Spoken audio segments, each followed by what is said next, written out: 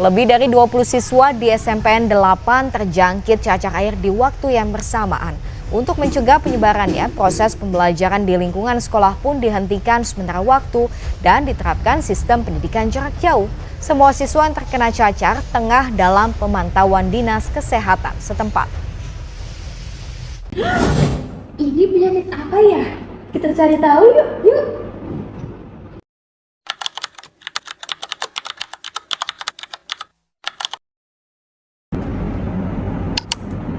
Halo teman-teman semua, kali ini kita akan membahas mengenai penyakit varicella. Mungkin dari kalian juga bertanya-tanya nih, apa itu penyakit varicella? Kali ini kita akan membahas mengenai penyakit varicella dan kenapa sih penyakit ini bisa menyebar di lingkungan sekolah. Penyakit varicella atau yang biasa kita kenal dengan penyakit cacar air adalah penyakit infeksi menular yang disebabkan oleh virus varicella zoster. Penyakit ini ditandai dengan munculnya ruam gatal berupa bintik-bintik merah berisi cairan yang menyebar ke seluruh tubuh. Penyakit ini seringkali menyebar di kalangan anak sekolah. Gejala varicella biasanya muncul setelah 10-21 hari setelah orang tersebut terinfeksi virus varicella zoster. Gejala utama dari penyakit ini yaitu munculnya ruam lepuh kemerahan berisi cairan yang terasa gatal.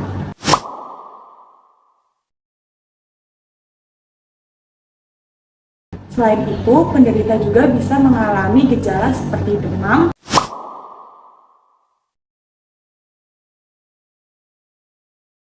sakit kepala,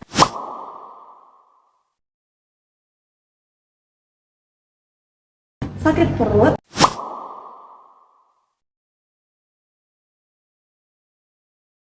sakit tenggorokan,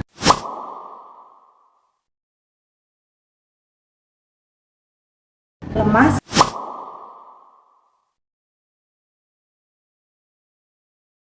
hingga kehilangan nafsu makan.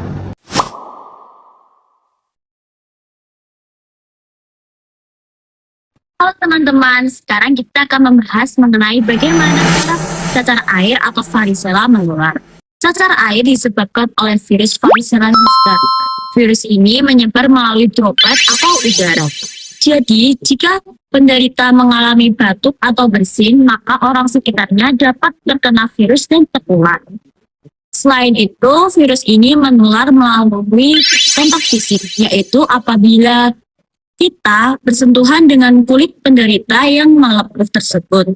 Juga apabila kita menyentuh benda yang telah terkontaminasi oleh cairan lepuh penderita, seperti handuk, selimut, spray, baju, dan sebagainya. Selain itu, penularan juga dapat terjadi sebelum ruam muncul, yaitu 48 jam sebelum ruam muncul atau setara dengan 2 hari sebelum ruam muncul.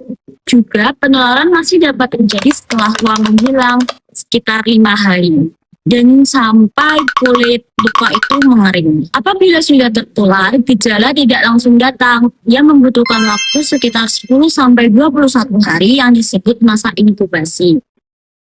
Apabila tubuh kita memiliki daya tahan tubuh yang rendah dan lemah, maka kita akan dengan mudah tertular penyakit ini. Kemudian kita akan membahas mengenai kiat epidemiologi. Ada 3 hal. Yang pertama, host atau penjaga merupakan seseorang yang dapat terkena penyakit cacar air. Seperti kita, penyakit ini sering terjadi kepada anak usia 2 tahun sampai 8 tahun. Selain itu, ada faktor lain yang mempengaruhi. Terdapat daya tahan tubuh, status gizi, dan status imunisasi. Apabila kita memiliki daya tahan tubuh yang lemah, gizi yang tidak cukup, dan belum melakukan imunisasi, maka kita akan dengan mudah tertular penyakit cacar air. Yang kedua, ada agent atau penyebab. Penyakit cacar air disebabkan oleh virus varicella zoster. Seperti yang sudah kita bahas sebelumnya, penyakit ini menular melalui droplet atau udara, juga kontak fisik dengan penderita. Jadi, apabila kita memiliki kontak fisik yang erat dengan penderita, kita memiliki kemungkinan untuk tertular oleh penderita. Yang ketiga, lingkungan atau environment. Lingkungan memiliki pengaruh yang cukup besar.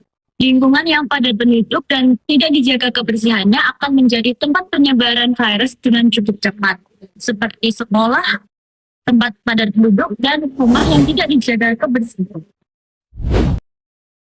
Berikut ini terdapat distribusi kasus varicella pada anak di Indonesia. Berdasarkan distribusi kasus, menunjukkan bahwa kelompok usia 5-9 tahun memiliki proporsi tertinggi yaitu sekitar 40%, diikuti oleh usia 10-14 tahun sebesar 38%, dan usia 1-4 tahun sebesar 22%. Hal ini menunjukkan bahwa anak usia sekolah dasar merupakan kelompok yang paling rentan terhadap kejadian varicella dibandingkan kelompok usia lainnya. Sebelumnya kita telah membahas tentang penularan penyakit varicella. Selanjutnya kita akan membahas tentang pencegahan penyakit varicella. Pencegahan penyakit varicella dapat dilakukan secara efektif melalui beberapa langkah sederhana namun penting. Pencegahan yang pertama yaitu dengan pemberian vaksin varicella sejak dini karena terbukti mampu mencegah infeksi dan menurunkan tingkat keparahan penyakit.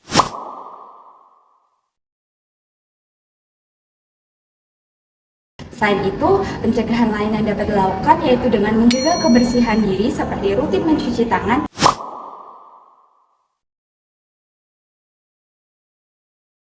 dan tidak memegang uang untuk menghindari penularan.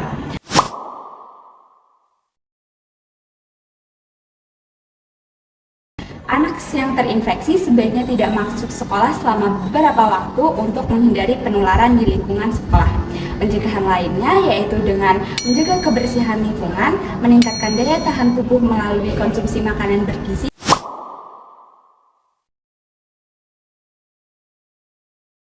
serta istirahat yang cukup.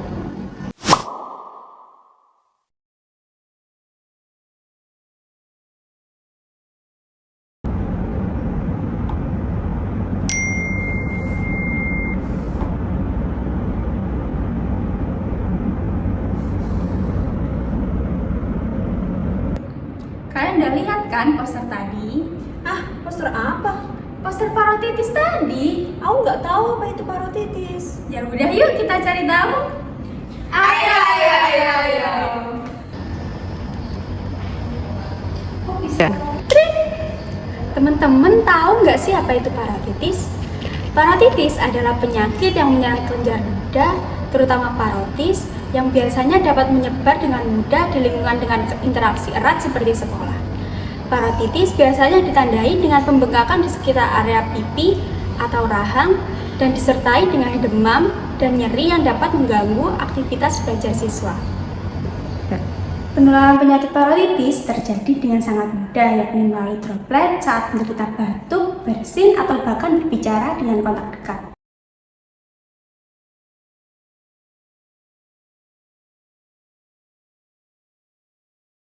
Selain itu, virus juga dapat menyebar melalui kontak langsung, seperti berbagi alat makan atau minum, serta menyentuh benda yang telah terkontaminasi.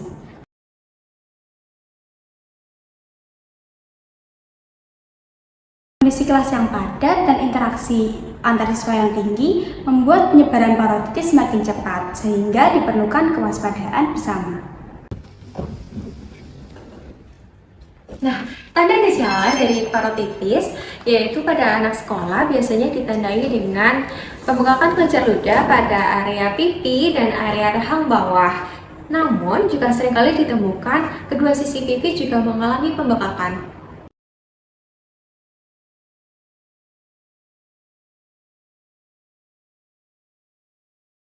Gejala utama nyeri saat menelan atau mengunyah makanan,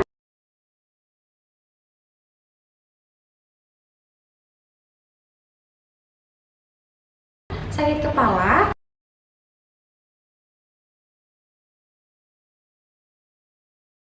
lemas,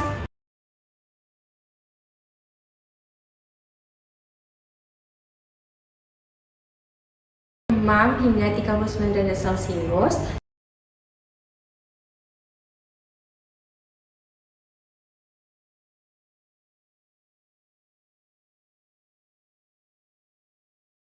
dan mulut kering.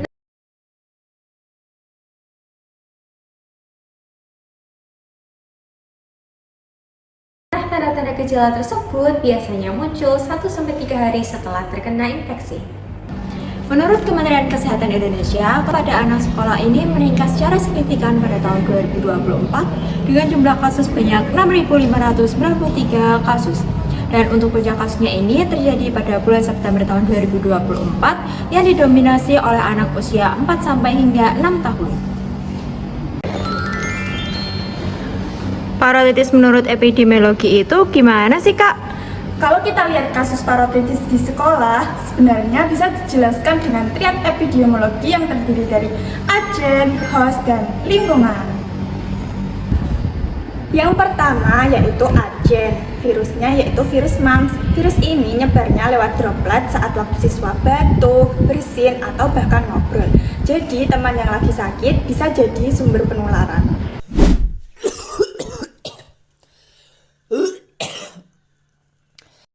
Yang kedua, host, yaitu siswa itu sendiri, terutama yang belum dapat imunisasi MMR, daya tahan tubuhnya lagi kurang, atau yang belum terbiasa menjaga kebersihan, biasanya lebih gampang tertular virus parotitis. Dan yang terakhir atau yang ketiga yaitu lingkungan. Kondisi sekolah seperti kelas yang padat, ventilasinya kurang bagus, dan kebiasaan siswa yang masih sering deket-deketan atau berbagi barang menjadi penularan semakin cepat.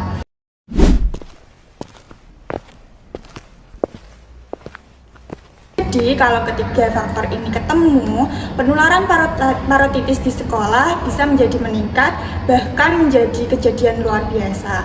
Makanya penting banget buat melengkapi imunisasi MMR, menjaga kebersihan, dan memakai masker kalau lagi sakit. Untuk pencegahan parotitis atau godongan itu bagaimana sih, Kak?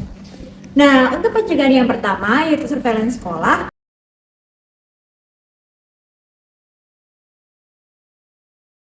Yang kedua, edukasi cuci tangan dan memakai masker.